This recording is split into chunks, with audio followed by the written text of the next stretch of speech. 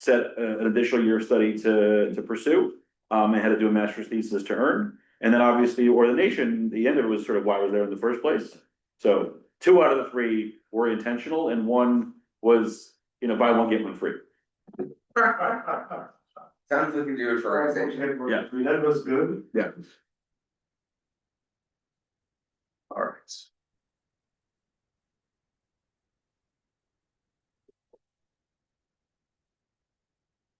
Okay. So we're going to begin in just a moment. Oh, Devon. oh no, I was thinking that when I walk in front, the folks are probably blocking you out, but I realized the camera is there, so you're not blocked out. Don't need that. Okay. Well, good morning, everybody. Shabbat Shalom. It's Friday. It's 11 o'clock. You must be at Parsha Perspectives. And I will just begin by saying it was really hard to decide what to talk about this morning. We, of course, are in Parsha Yitro. Parsha Yitro has a couple of very, very important episodes in the story of the Jewish people. You will read a little bit about one later today when the Shabbat message comes out, which is the story of Yitro, which is the name of Moses' father-in-law. In English, we call him Jethro, who came to visit his Nudnik son-in-law and had some good father-in-lawly advice for his son-in-law, which is, son, you don't have to do everything on your own. It's okay to invite folks to help you. And this is when Yitro saw that Moses was spending his entire day answering questions from the Israelites, and people were spending all day waiting in line to talk to him, only to have the day come to an end.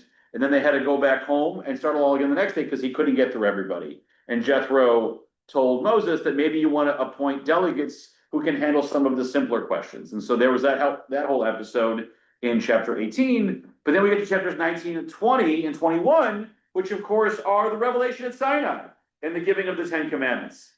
And so even if we want to talk about the 10 Commandments this morning, we could be here for a year if we talk about all the different pieces in the 10 Commandments. And so I chose specifically to choose one specific commandment, which is the commandment around Shabbat, and to share some of the Midrashim, some of the Hasidic insights from the 16th and 17th centuries, and some of the later teachings, I should say, sort of late medieval Kabbalistic interpretations that were the precursors to the Hasidic interpretations, and then some of the Hasidic interpretations, not about what is Shabbat or how to observe Shabbat, right? Those questions like what counts as work and how do we light the candles, like that's an interesting conversation for us to have at a different day, but to focus on some of the more lofty spiritual awarenesses that come from observing the day of Shabbat,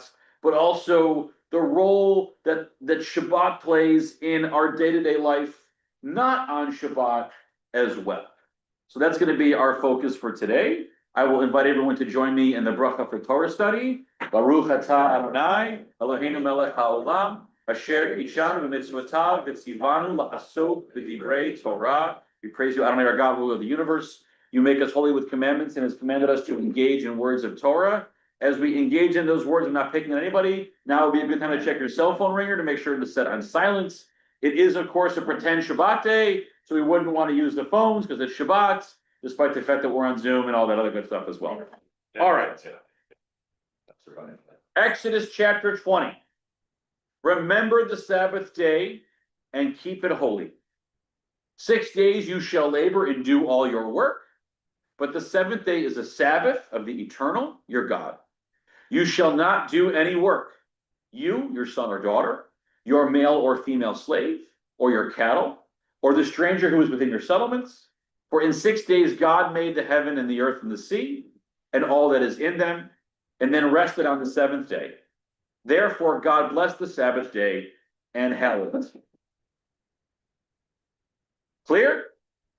All right. Cattle got the day off. Even the cattle got the day off. And even the enslaved people, right? The servants, and we can at a different time, we can talk about what that work looked like. That's really more indentured servitude than chattel slavery. There is one important element that did not get the day off. This is a little bit of an aside to begin with, because why not begin with an aside? What's that? No, they had, so there was the priestly rituals to do, but other than that, they were also forbidden from doing all the same work. So they had, again, like a different conversation is, what does it mean to have a day off versus not do any work? And the rabbis really say that work has to do with specific behaviors and the mentality of being off. But when you're a rabbi or a priest, you go to shul. You do that element of your work. No, the land did not get the day off on Shabbat. Right? The humans get the day off. The cattle get the day off. But of course, it's impossible for land to take a day off. So the land gets the sabbatical. The idea, Bobby is right, that rather than get one day off every week, the land got 1 year off every 7 years. Right? And if you were to count up all of the days of Shabbat over a 7-year period, how many days would that be? About 365, give or take 1 or 2, depending on how many leap years there were in a 7-year cycle. So having the Shemitah year, the land sabbatical year, means that in a 7-year period, the land gets the same amount of time off as the people and the cattle do. It's just organized differently to meet the unique needs of being land, whereas cattle and humans can just have a day for a shluff. Scott. So how do you give cattle a day off? You don't work them. How? Yeah, you don't work them. What work do they do? Well, in the words of the great Rolling Stones, to be a beast of burden, right? You're not yoking them with everything, and you're not asking to plow. They get a day just to graze and to do whatever cows do when they have nothing else to do. But you're not working them in the fields as they would do the other 6 days of the week. And you wouldn't be riding on horses and doing all that other stuff. Marcia. But if you're not working with cattle Mm-hmm. and you yourself are not working, doesn't that kind of give the land a break?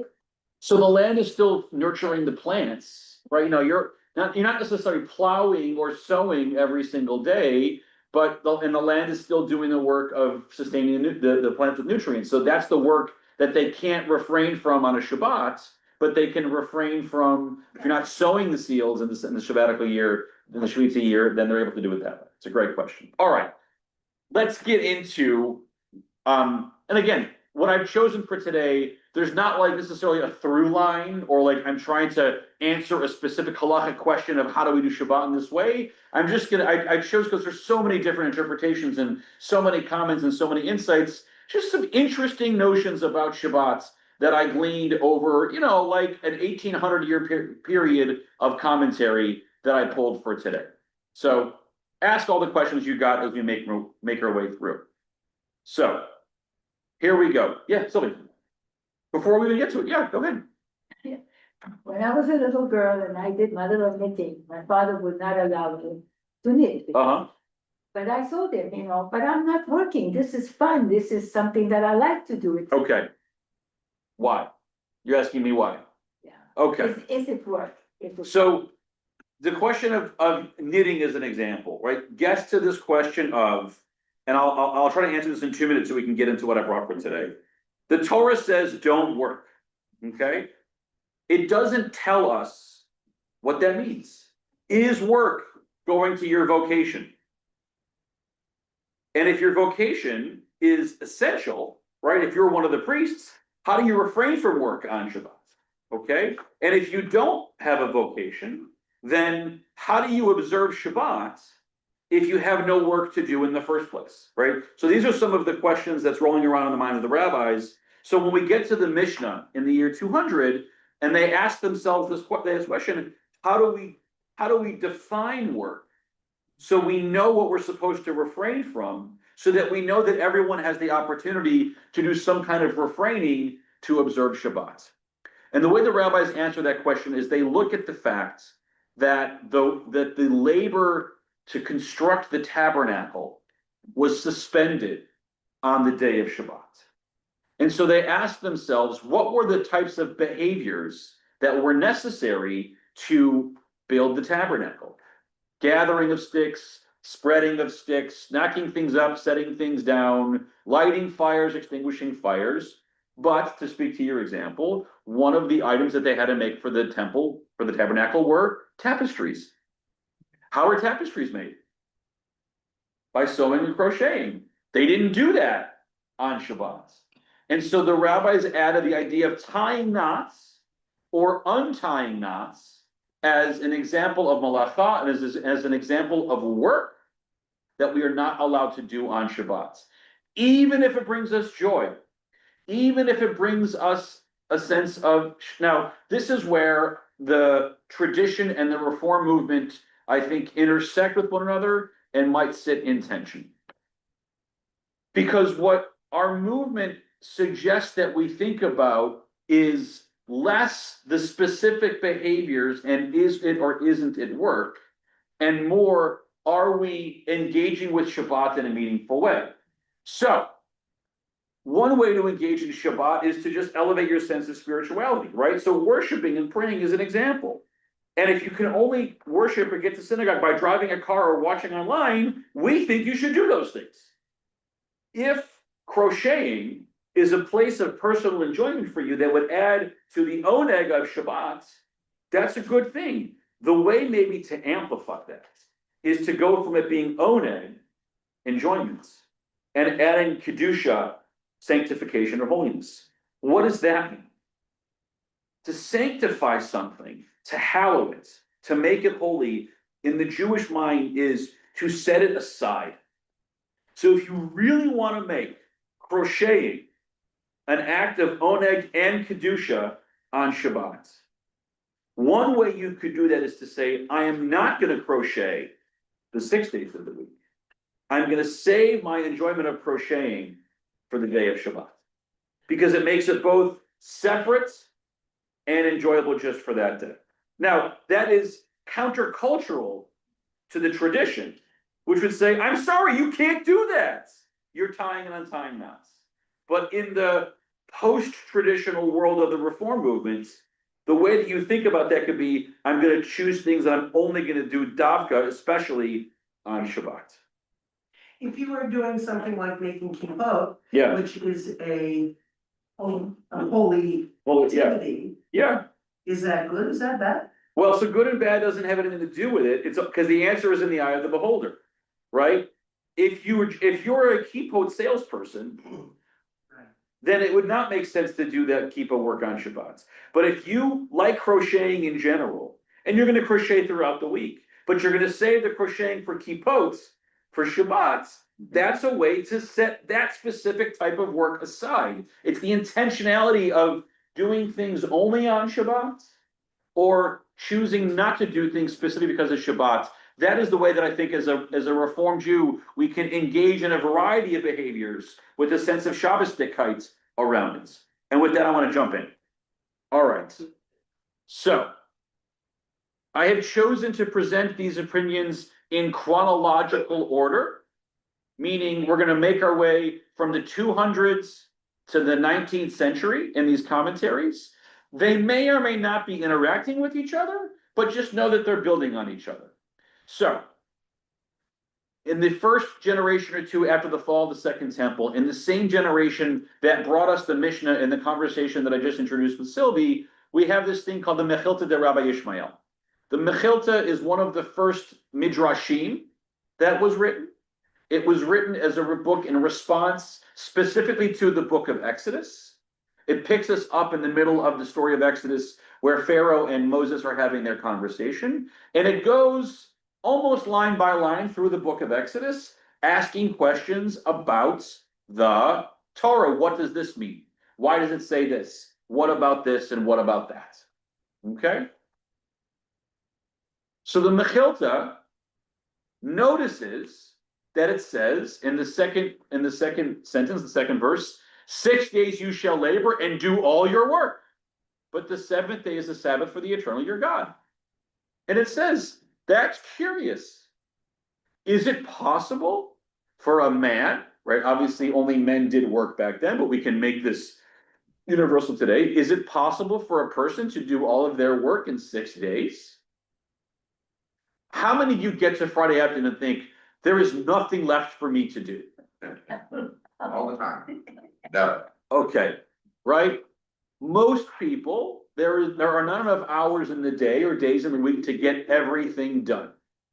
Okay? I want to share with you an interesting insight, which is that the ancient Greek society, right, which knew of Judaism, right, the Hellenistic society that lasted the last couple centuries before the Common Era, knew of Jews. There were many, many, many Jews living in Greece around the time of the Hasmonean Revolt, maybe even more Jews living outside the land of Israel than living in the land of Israel. And one of the aspersions that the Greeks had about Jews is that we were lazy. Why? Because the Greek society worked for 7 days and we only worked for 6. Right now, in Greek society, there were really 2 classes. There was the working class who worked 7 days a week, and there was the aristocratic class who worked no days of the week. Right? Anyone see Downton Abbey? Right? In the very first episode of Downton Abbey, when they're meeting Matthew, who has that very middle class job of being a lawyer, right? And when you're an upper class aristocracy in England, you don't work. And they meet this far-flung relative Matthew, who may or may not be the heir to the estates. And he mentions that weekend he was going to go do something. And the dowager, right, the mother of the aristocrat, looks at him in a way that only Maggie Smith can look with 2 different eyes in 2 different directions. May she rest in peace. Says, "What's a weekend?" Because when you're an aristocratic dowager, there are no weeks. There's no weekday. Yes, she went to church on Sunday, but other than that, the rest of the days of the week looked all the same to her because she wasn't doing anything except volunteering and having luncheons and doing whatever. And the Greeks saw us as lazy because we took a day off of work. But this idea of taking time off of work, it stuck, right? Because not only did we introduce it to the world, Christian society adopted it, Muslim society adopted it, and most of the world adopted this idea of having a Sabbath, a break. All right. So the Mechilta, yeah, Maddie. How do they explain those people that had to do their job, like a doctor or even a farmer might have had to do something to milk the cows because they. So there is that one exception for breaking. There are like It's the priest. No. The priests are different because the priests had to observe, like, and again, this is how it worked. The behaviors that the priests undertook were not violations of the rules against Shabbat. They were worshiping God as everybody was, and they were doing it in a unique and special way because it was Shabbat. There was a unique set of sacrifices that were made.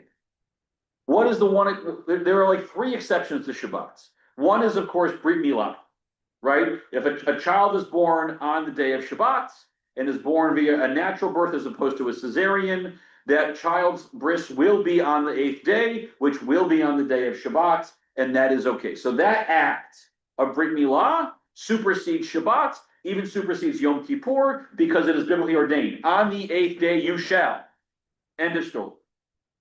What is the other major exception for saving a life? Exactly, pikuach nefesh, saving a life. So that is why, in general, doctors are allowed to work on Shabbat because they have to do life-saving things, as do the ambulance drivers and the EMSs and the nurses and everybody else, and the sense of meeting the cattle's needs as well. Now, I don't know enough about the laws of Shabbat as to whether or not milking a cow is work in the traditional sense. You're not traveling to get there. You're not putting the cow to work.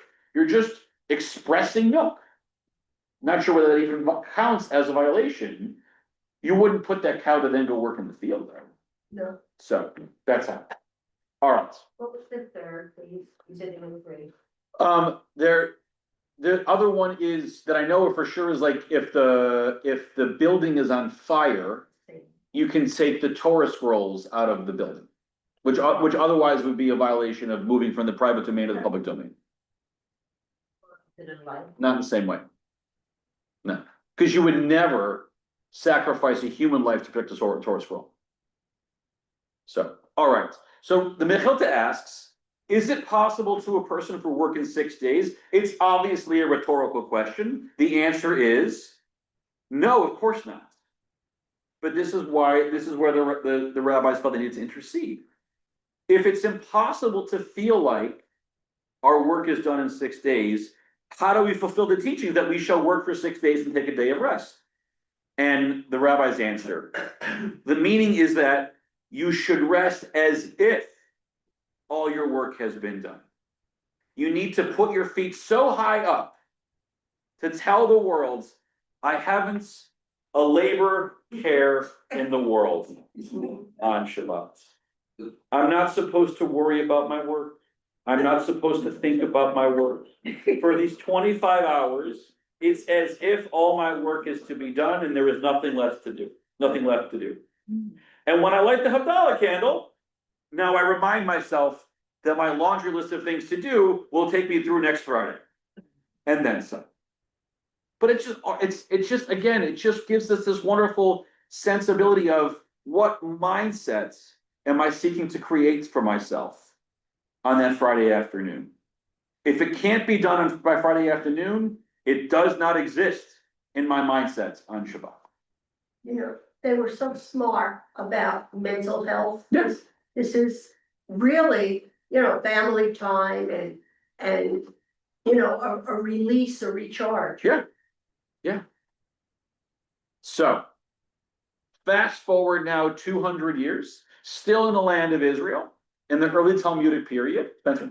I was gonna ask when, but Yeah. you answered So Mechilta was the year 200 in the land of Israel. Breshit Rabbah, Midrash Rabbah, around the year 400, still in the land of Israel. But we have moved from the period of the Mishnah to the period of the Talmud. Of the Talmud, of course, being the next generation's responses to the Mishnah. And a lot of Midrashim are written into the Talmud, and a lot of them are collected in other collections like Midrash Rabbah. Why did God bless Shabbat? Rabbi Barachi and Rabbi Dostai and Rabbi Shmuel Bar Nachum, Rabbi Barachi and Rabbi Dostai say, it is because it does not have a partner. How many days a week are there? 7. 7, right? By the way, where did the 7 days come from? What's that? They come from Breshit. Where don't they come from? The natural world.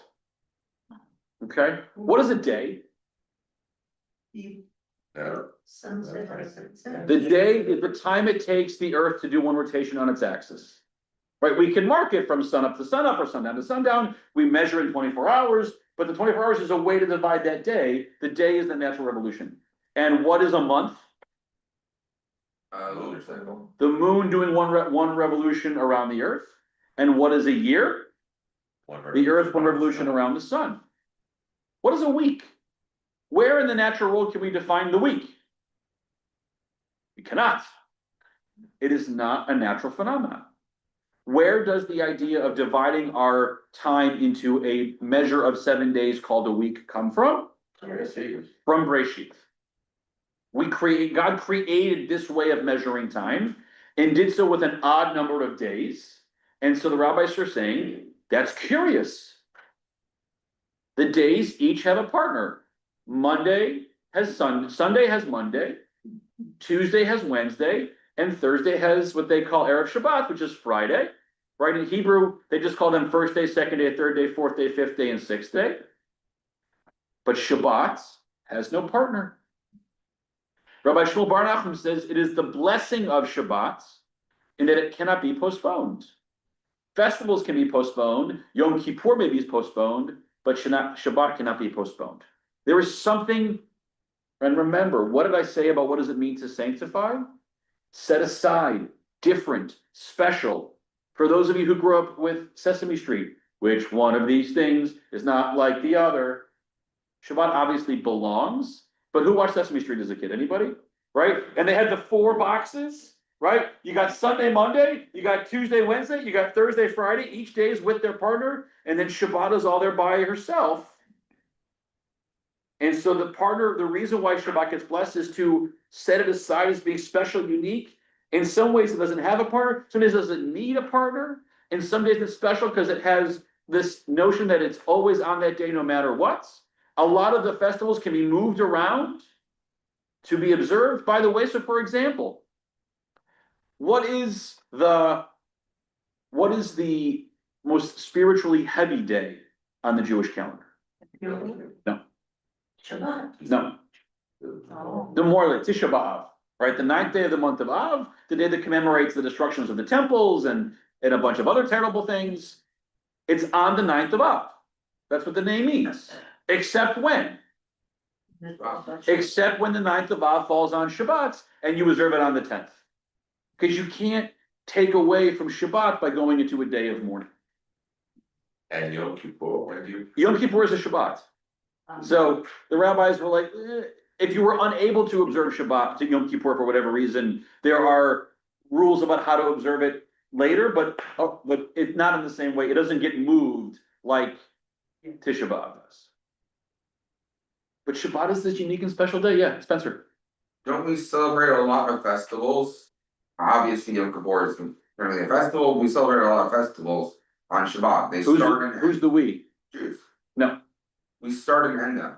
So we start and end them on their day on the calendar, and we observe them according to the same rules that are Shabbats. Right? I mean, they are festivals, days and days that we also abstain from work. And they're often 7. And 2 of them are 7, right? Pesach and Sukkot. And so the fact that they're 7 means that they include a Shabbat, but they're not Shabbats. They're just Shabbat-like. And when you get to Shabbat, well, this year, right, Pesach's going to begin, I think, Tuesday night or Wednesday nights, right? So that Shabbat in the middle is a unique and special day. But to give an example, first morning of Pesach, last morning of Pesach, first morning of Sukkot, last morning of Sukkot at the festival service, how many aliyahs to Torah are there on festival morning? 5. How many are in Rosh Hashanah Yom Kippur? 6. And how many on Shabbat morning every week? 7. Chag Sukkot, Chag Pesach are not Shabbats. They're like Shabbats, but they're not Shabbats. If they fall on Shabbats, then you observe all the rules, including Shabbat. So this coming fall, in 5787, Rosh Hashanah, Sukkot, Simchat Torah will all fall on Shabbat. And so we will observe all of the observances of Rosh Hashanah and Sukkot and Shabbat on those days. That's kind of what I meant, we can, But it doesn't normally happen. Only happens when it happens on Shabbat. okay. Yeah. If Yom Kippur is on a Monday again for you, very lucky. I'm aware, taking Tuesday off. All right. Coming out. Rabbi Shimon ben Yochai taught Shabbat said before the Holy One of Blessing. So here we have a conversation where the day of Shabbat is speaking to God. Ribono shel olam, Master of the universe. All of them, the other days, have partners. But 1 is the loneliest number, and Shabbat is the loneliest day. I do not have a partner, and we know from Breshit, it is not good for man to be alone. All the same for the day of Shabbat.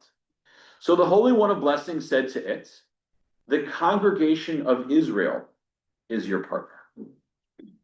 When Israel stood before Mount Sinai, the Holy One, blessed be he, Holy One of Blessing, I should have changed that, said, remember the matter that I said to Shabbat.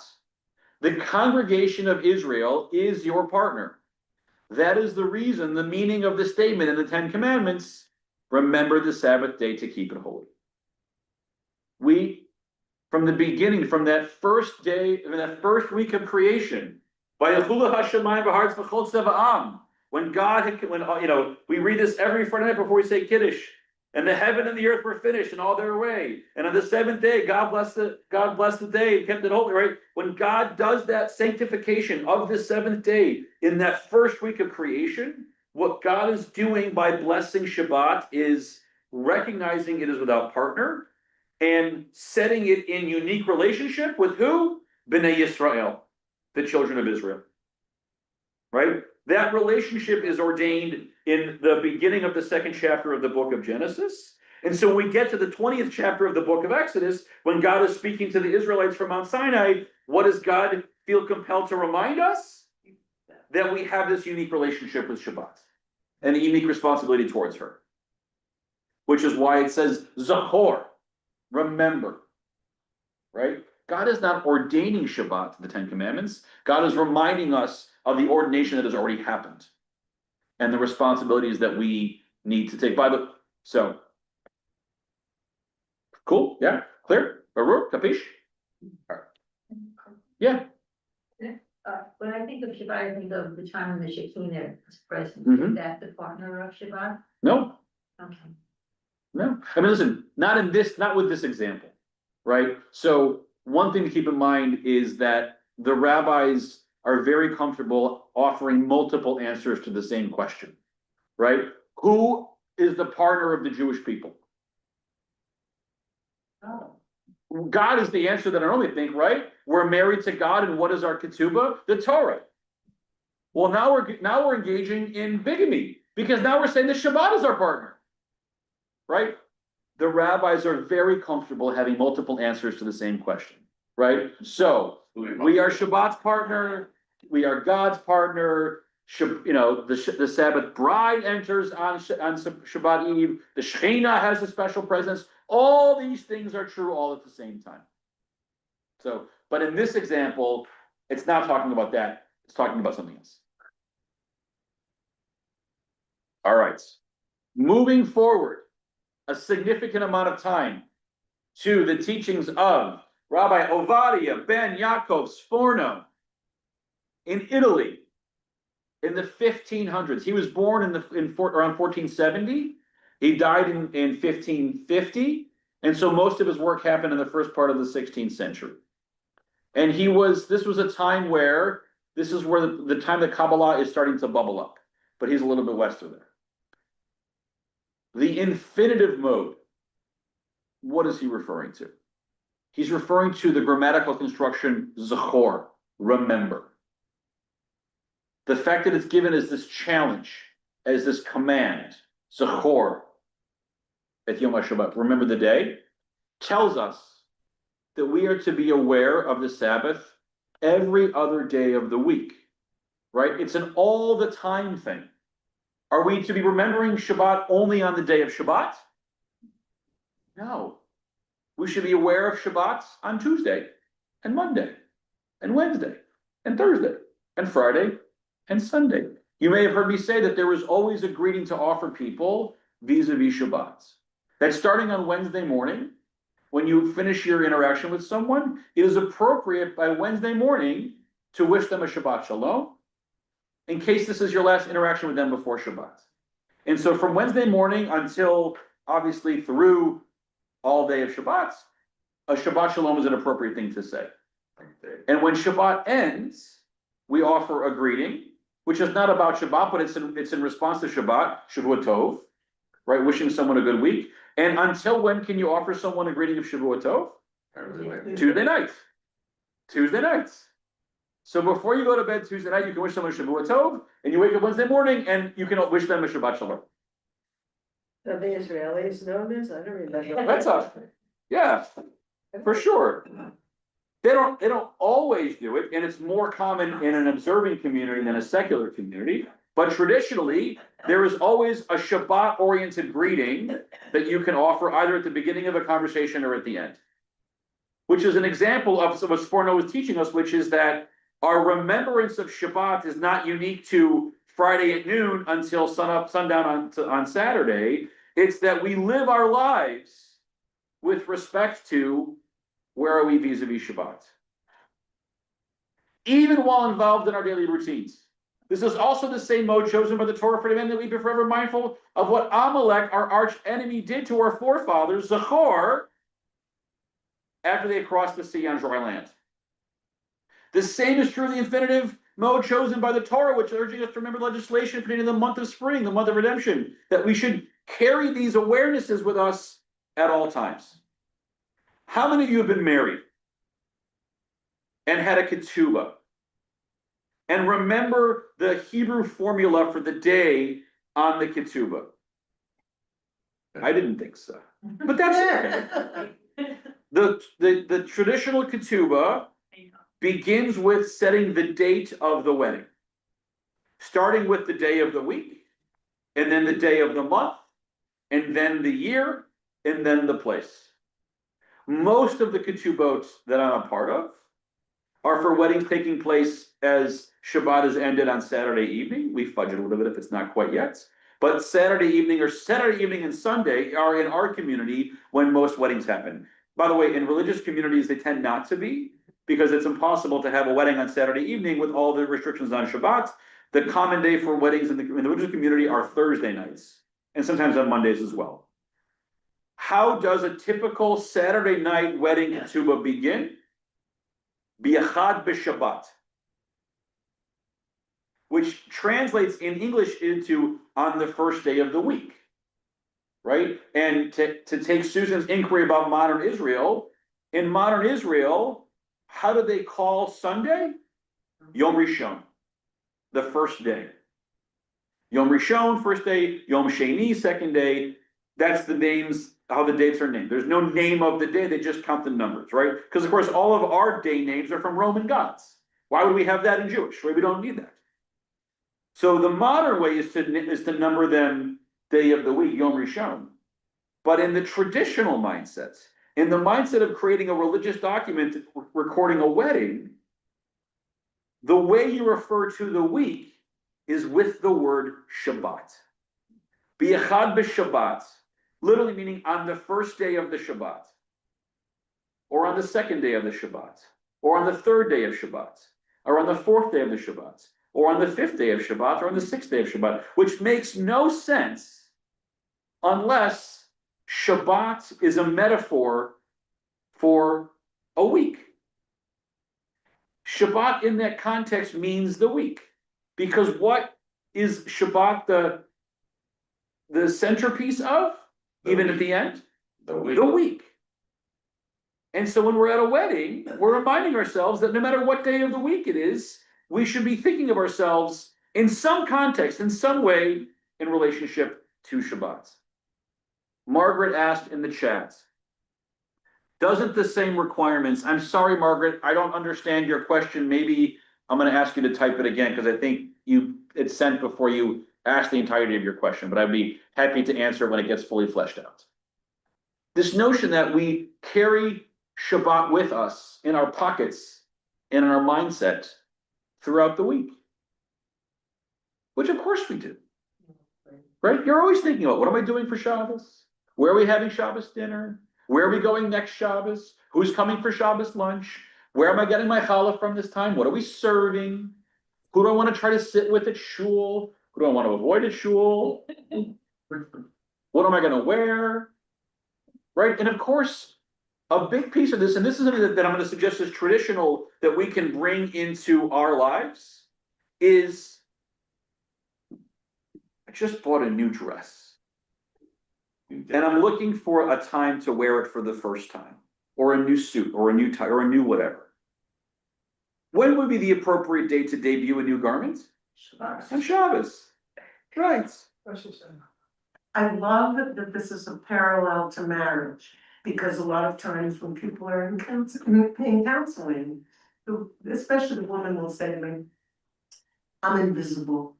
I have to remind him to tell me he loves me, or whatever it is. Mm-hmm. But Shabbat should always be in your brain in the same way that your spouse, someone else, should always be in your brain. Yeah. Back there. Yeah. And you're going to have deeper expressions of your love on your anniversary, or on Tu B'Av, or on certain other days of the whatever. But like, it's an everyday kind of a thing. It's an everyday kind of thing. Exactly. Exactly.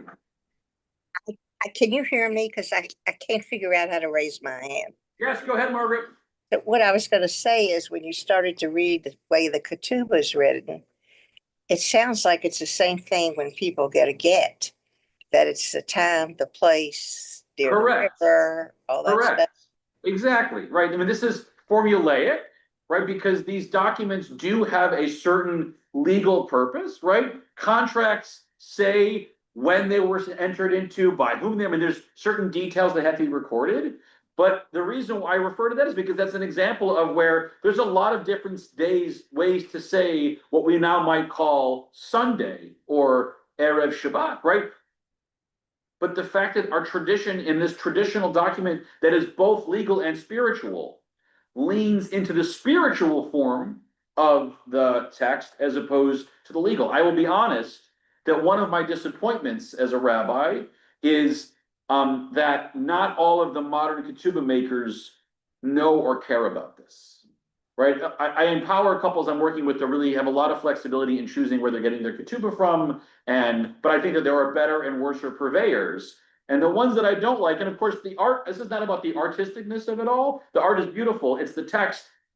When they give me a text that says B'yom Rishon, I think, shvach, right? It should say Be'achad B'Shabbat, because that's the more traditional way of doing it. If you have one that says Yom Rishon, it's perfectly legal, don't worry about it. But not knowing what you have, I'm being judgmental for a moment.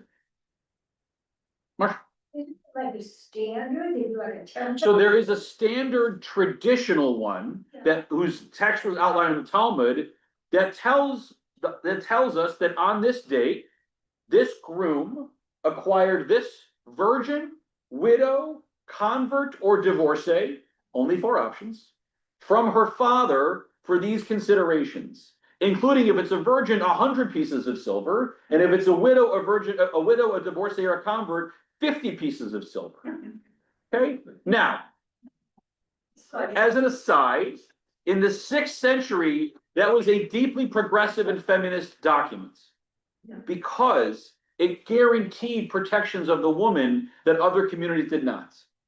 And in 21st century Reform community, it is not a feminist or progressive document. The notion that a groom is acquiring a bride from her father for financial considerations.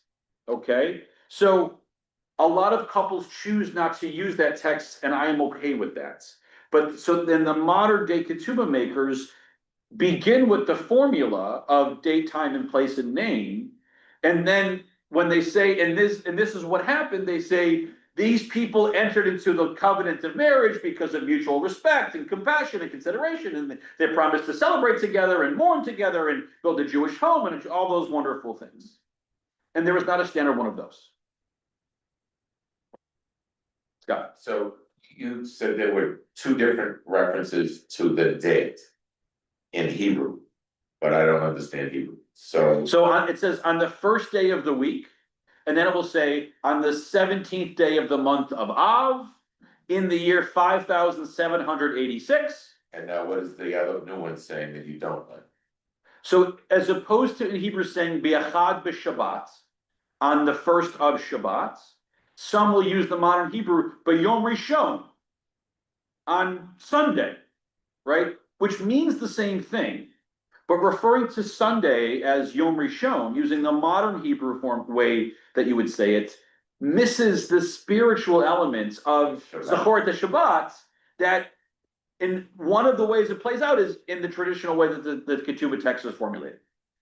It's just a missed opportunity to fulfill this notion that we should be thinking about Shabbat at all times. And I would say, especially on a Saturday afternoon where you probably forgot it was Shabbat all day when you were getting ready for the wedding, it's a nice little reminder. I may use this at the wedding next week and remind everybody that we should be thinking about Shabbat when I meet Scott and Bianca at the ketubah signing this next Saturday night.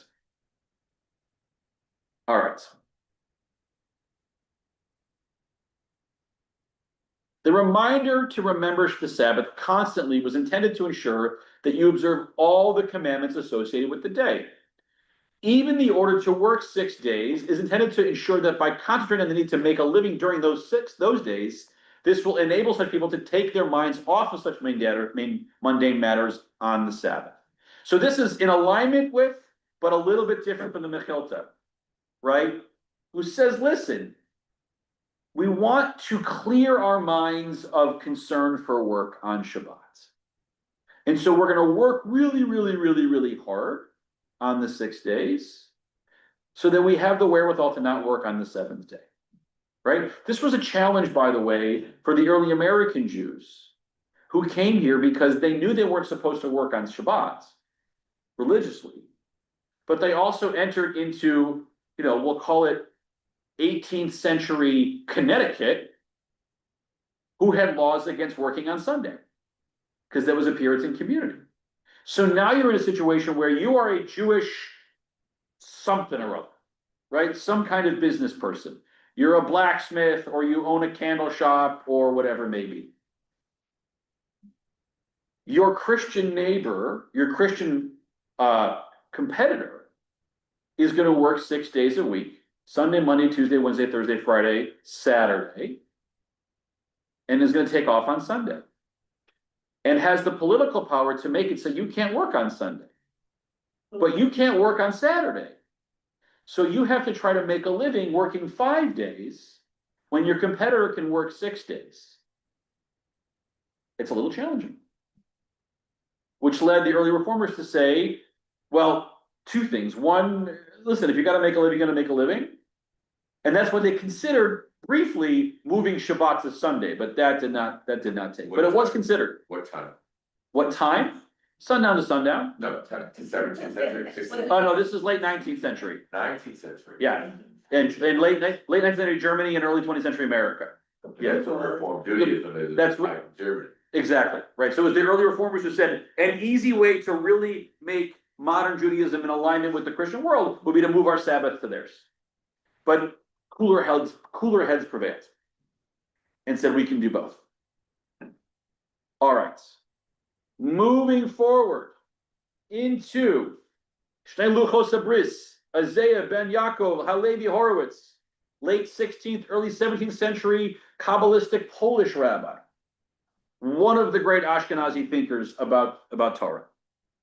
The Talmud in Pesachim 106 states that one fulfills, and by the way, Pesachim is where you get the conversation about wine and how we use it for ritual purposes, and the title of my rabbinic thesis, Ein Simcha Ela B'Yayin, all rejoicing is done through wine, talks about the role of wine in sanctification purposes. Says that one fulfills the commandments, the Zachor Shabbat, by reciting the benediction over wine on the Sabbath Eve. Right? We remember the creation of the seventh day with that introduction by a chulu, right? And then what do? We raise the cup and we make the kiddush. From where do we know that one also needs to recite a similar benediction on the Sabbath day also? There is a traditional kiddush on Shabbat morning, said after the Shabbat service as you're making your way into Shabbos lunch. It does not have the same formulation, by the way. What is the formula for the kiddush on Shabbat morning? Anybody know?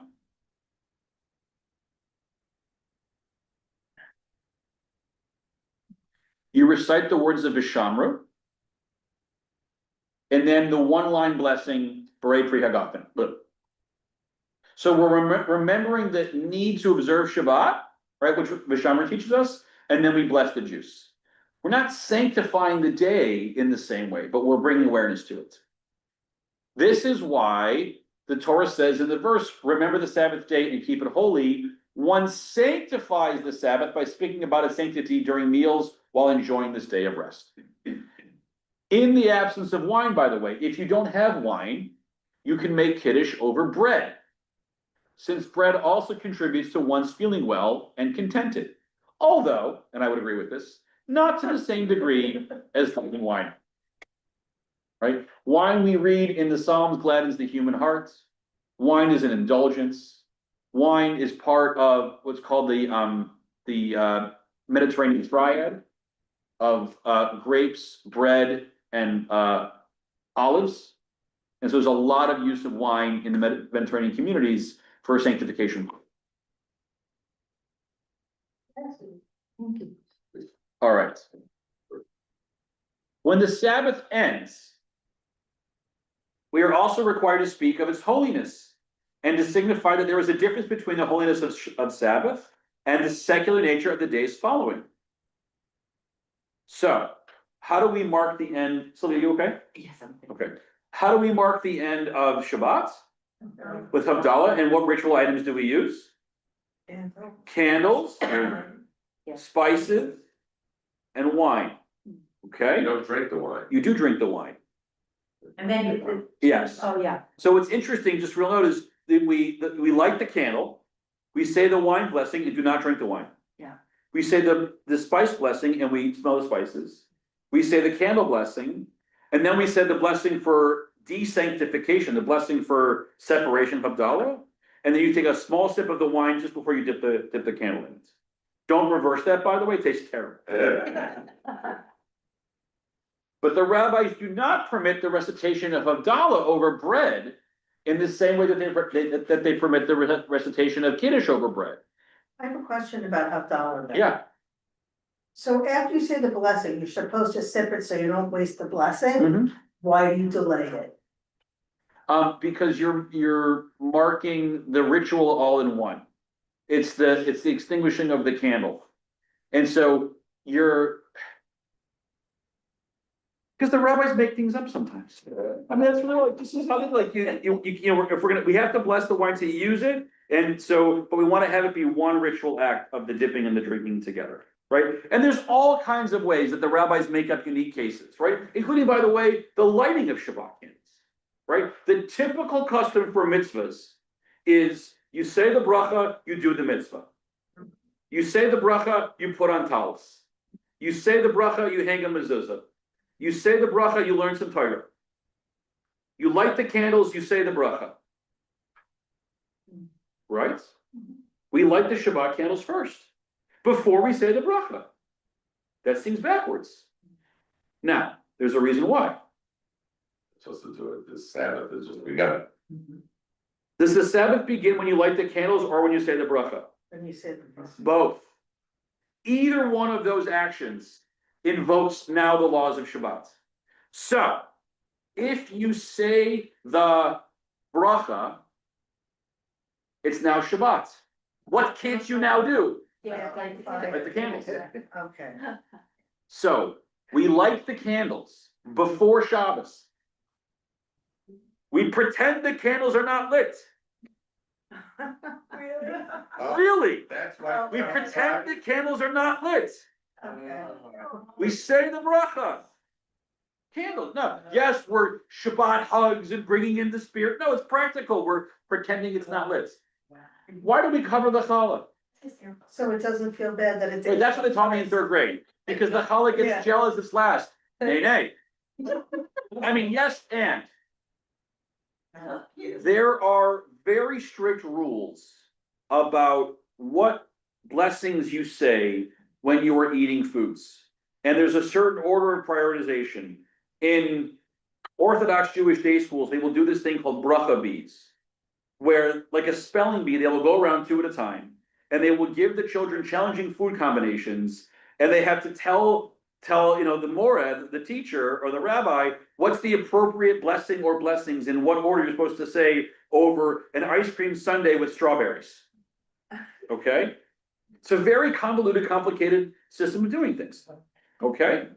Now, the simple way to avoid all the complications is if you are eating bread at a meal and you say the motzi is inclusive of all of the other foods that are there. Okay. So far, so good. I'm not done yet. Including wine? Including wine, right? Because food and drink are the same thing. It doesn't matter, right? You got fruit of the vine. It would be inappropriate to say the blessing for fruit of the vine at a meal that you're having bread.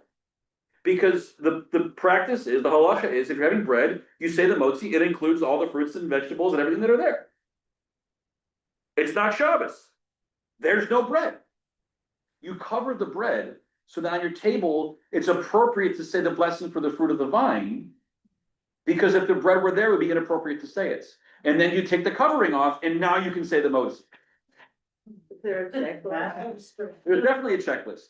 There's a really beautiful custom. It's a Syrian Jewish custom that I learned from my teacher, Rabbi Firestone, that when you're having a nice Shabbat meal, what you can actually do is, there's like 5 kinds of foods, right? There's fruit of the vine, there's fruit of the trees, there's fruits from the earth, cereals and grains, everything else, and bread.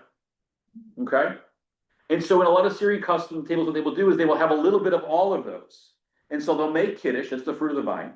Then they'll have some fruits of the trees. What's a great fruit of the tree to have at a Shabbos table? Olives, right? Fruit of the earth, carrots, celery, any kind of crudité. You just said Pesach, by the way, it's really nice too. Can't do grains and cereals for Pesach, but you can do grains and cereals. Right? Crackers, whatever you got. Shakol, that can be anything else, right? Water, milk, maybe not, whatever else. And then, so they have one of all of them, and then they wash, and then they say motzi, and they get to say all the blessings and have all the foods. It's a nice little way to do it. They make it up as they have to make it fit together. All right, back to Shnei Luchos verse. So we do not permit the recitation of Havdalah over bread. Maybe because we've eaten so much bread during the Sabbath, another piece of bread would not contribute to our feeling of well-being. It's enough with the challah. I'm feeling a little bloated. This is why the benediction of Havdalah is recited over wine. By its very definition, the Sabbath is a reminder of the fact that the universe had its beginning. It did not precede God. And it testifies to the fact that God has created the universe all and that it is ex nihilo. We mark the beginning and end of Shabbat to say that there was a before and there's an after. There was a before the first Shabbat. There was a before creation. What went on there? We don't know. We don't know. We don't know. Same author, different, just a different thought process. Second comment. This commandment testifies to the eternal nature of God, that God created the world out of nothing. We have a tradition that the two formulas, Ushmor, Zachor b'Shamor, b'Dibur Echad Ne'emru. The one here, right, the formulation of Zachor that we see in the book of Exodus, and in the second iteration of the Ten Commandments that we see in the book of Deuteronomy, it doesn't say Zachor, it says Shamor, observe, right? We read in the Talmud in Masechet Rosh Hashanah that those two different words, Shamor and Zachor, were uttered by God simultaneously. Okay? When I say Zachor Ushmor b'Dibur Echad, does that resonate with anybody? Anyone know where they've heard that before? Where? Shamor v'Zachor b'Dibur Echad. Hishmi anu el hamiyuchat. It's so this awareness that's brought to us in the Talmud, that this notion that God uttered these two words at the same b'Dibur Echad in one utterance, Shlomo Alkabetz made reference to in Lechadodi. Because this is what liturgical poetry does. It pulls notions from our tradition and sets them to poetry, reminding us that on this day of Shabbat that we are entering into, we have these simultaneous responsibilities to remember and to observe. The first version, the one that we read in Mitro, mentions the creation, something which demonstrated that God created the universe in 6 + 1 days. The second version of the Ten Commandments in Deuteronomy, introduced by the word Shamor, mentions the Exodus, the occasion when God was seen to establish new ground rules for the universe. There he proved that he was the creator. I apologize for the gendered language. Right? When we read when we say the Kiddush, right, we begin with the reference to the creation. Right? All the world was finished in all its array. But when we actually say the Kiddush, what do we say the Shabbat is a remembrance of? Zecher, a reminder, the Tziyat Mitzrayim, of the going out from Egypt. It's almost like the going out from Egypt was like a second creation, because we were almost reborn, created anew. And certainly there's a new breach, a new covenant, right? There are 3 covenants that we have with God. The one with Noah, the one with Abraham, and the one with Moses. And this is the one with Moses. And God is constantly reproving that God was in fact the creator. We're almost out of time. The meaning of the 4-letter name of God was demonstrated in Egypt. Our sages say that when one consecrates the Sabbath over a cup of wine, one alludes to a world in the future, which will be in the spiritual level of the Sabbath at all times. We see that in Pesachim 106. We will merit that world of the future by observing the Shmor part of the commandment in this present world. When we observe Shabbat, we merit the future world to come. The Sabbath in the world of the future represents the mystical dimension of that emanation, Bina, where the Yayin HaMishomer, the wine from the days of Gan Eden, the wine from the days of the Garden of Eden, is there waiting for us. We have really old wine that has been resting for a very long time, awaiting us in Olam Haba. Should we merit getting there by observing Shabbat? If you're wondering why you should observe Shabbat, it's because there's good wine waiting for you in the back end. So Crown Liquor should really promote on Friday. That's right, they should.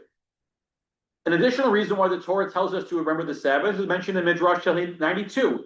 The 92nd Psalm is the one that mentions Shabbat. Adam was created on the sixth day and sinned on that day.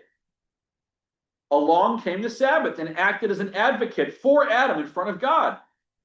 The sixth day, or the Shabbat, pleaded with God, saying, "No human being has ever been killed. Why should it fall to my lot to be the first day on which a human being is killed?" As a result of the Sabbath's plea, Adam was saved from death at this time. When Adam realized this, he composed the psalm, singing the praises of Shabbat. Mizmor shir leyom haShabbat, tov lehodot la'Adonai. That psalm was written by Adam as a thank you for not having him die. What, so is the Shabbat another one of the ministry of angels? No, So it has a conversation with God? Shabbat is a day that can speak to God. Anyone can speak to God if God wants them to speak to God. Shabbat's not an angel, it's a day. These are midrashim. Okay. It's a metaphor, it's a fable, it's whatever you want to call it to teach us something about this day. The Torah asks us to remember the Shabbat as the day that saved Adam's life because this fact is also ensured by our own existence and that of all of mankind. Remember, if Adam dies, guess what? None of us are here. Yeah. It behooves us, therefore, to accord special honor to the Sabbath. The Sabbath proved to be our very lifesaver. When someone experiences a miraculous escape on a certain day, he will forever treat that day as a special year after year on the anniversary of that event. Cancer survivors know the day they rang the bell.